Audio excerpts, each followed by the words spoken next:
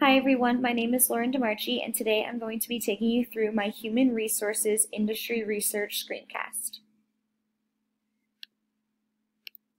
So first, I wanted to go over some of the several different types of human resource jobs because I know for me it can be most confusing when people say they work in human resources and seems to be so many different types that do so many different things.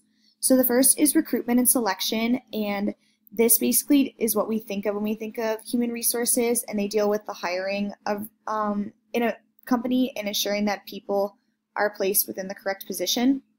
The second is compensation and benefits, and people that work in this branch are making sure that employees are compensated correctly and they put together benefits packages as well. Third is health and safety, and they essentially aim to make sure that all industrial and federal safety regulations are being followed within the company. The fourth is labor and employee relations, and this is the branch of human resources that we think of when we think of human resource jobs as counselors within the workplace. They ensure that employee-to-employee and superior-to-employee relationships are intact and deal with the fallout if they are not. And the last is training and development, and this is the continual branch of HR that makes sure that training and growth needs are being met and then institutes programs if these needs are not being met. So as you can see, there are several different types of human resource jobs that all aim to solve different problems within the human resource frame.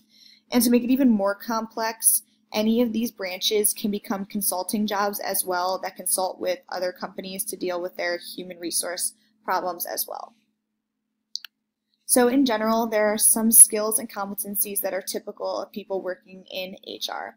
And these are communication, conflict management, good ethics, and good organizational skills. So to work in HR, you need to be able to communicate effectively and sometimes deal with tough conflict amongst employee relationships or superior employee relationships. You need to have good ethics when dealing with a lot of confidential information about the personal lives of people working in your department. And you need to be very organized, often handling many documents at once and juggling relationships with a lot of people within the company. So you need to have good organizational skills to deal with all of that. But in general, the main thing for HR that is pretty typical is that everyone needs to be interested in the needs of people and making sure that these needs are being met. So currently, technology is at the forefront of HR.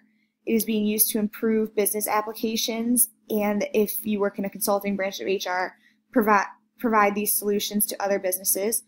So in general, within the HR frame, technology is being used to limit human error. So as we talked about in class, there's a lot of innovations in hiring that are putting some aspects of the human resource frame at risk. And these are personality tests and AI in hiring. In general, everyone is trying to make sure that the hiring process is free of human error. And they think that in order to do that, you can just institute more technology. So this is putting some question up in the air with how the hiring process will actually look in the future. And it's tough to tell, but I don't think that we will ever truly lose the human aspect of HR within the hiring process, because I think people are more comfortable with seeing a human face hiring them rather than just doing an interview with artificial intelligence or letting a personality test speak for your interview skills. So while this is threatening the HR department, it's tough to tell what its long-standing impact will be because a lot of it is in a trial run right now. But in general, I don't think we will ever truly lose the HR side where people are actually doing a lot of the hiring. So in general, human resources has a tendency to be precarious for workers because it is very dependent on economic growth. So it is considered a discretionary cost when companies face an economic slowdown. So essentially, a lot of aspects of human resource can be seen as an elastic good within a company. So if money is tight, it's one of the first things to be cut, especially aspects of human resource that just aim to solve a lot of problems like consulting human resource. That would be something that would go if a company had a loss of funding in an economic slowdown. Human resource in general is very customer focused. So for a lot of HR firms, especially small HR firms, they specialize in specific a specific industry and a small number of clients. So depending on what industry your HR frame or your HR industry works with, it can be highly impacted if there is an industrial slowdown in a given type of industry. Say, for example, technology. If the technology industry takes a hit, then people who work in HR within technology firms will take a hit as well. So, as I alluded to, precarity depends specifically on industry and type of human resources. I think consulting aspects of human resources have a tendency to be more precarious because people need human resources within any actual company. So in general, I would say the industry isn't grossly precarious, but several branches of it have a tendency to be precarious, which is specifically consulting.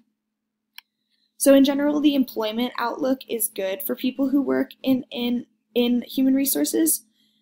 So the natural interest in ensuring hiring practices are handled effectively is continuing to grow. People are interested in making sure that we are hiring in the best way possible and hiring the right people. So there is an increased focus socially on hiring practices within the workplace, which has escalated the spotlight on the human resource industry. Revenue for employment services is expected to grow 4% in the next 4 years, and the industry is expected to grow over the next 5 years, but at a slower rate than during the current period. So human resource industry may change, but it will never become obsolete.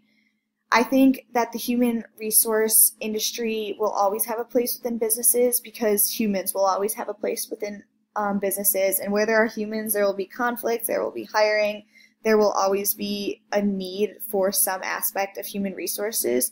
So while it may grow and change or shrink for that matter, I don't think it will ever become obsolete because if you're working with humans, you will always have a need for someone working in this position. Thank you for listening.